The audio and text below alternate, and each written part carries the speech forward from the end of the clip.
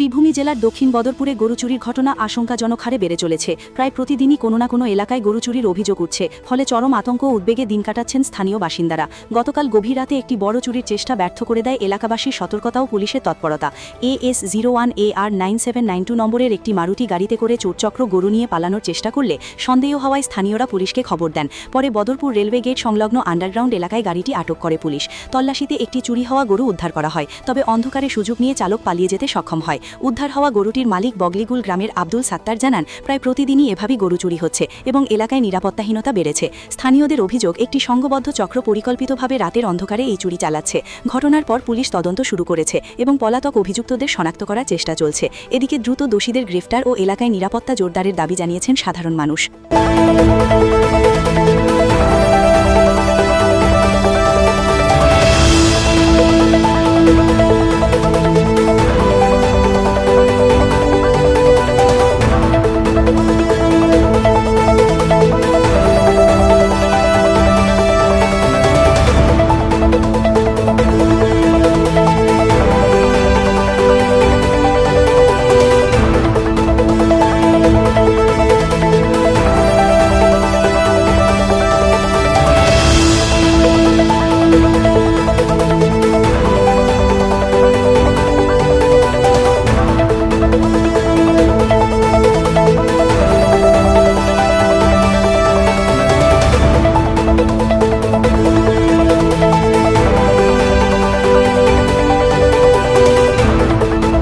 চারটা গরু নিছে আর প্রত্যেক বছর মনে করলাম 2-4টা 3-4টা নিয়ে গিয়া ছোট বাচ্চা তুই গাড়ি একটা লিয়ে গেছে গিয়া আজ থেকে পরে 18-20 দিন তোমার তো বর্তমানে 18-20 দিন আমার গাড়ি একটা নিছে বাচ্চা ছোট বাচ্চা তুই গাড়ি লিয়ে গেছে গিয়া আরো একটা দুইটা করে বেজান নিতে তখন আরো বেজান মানুষ ও তার নিচে গিয়া করে 4টা গরু লিয়ে গেছে দুইবারে।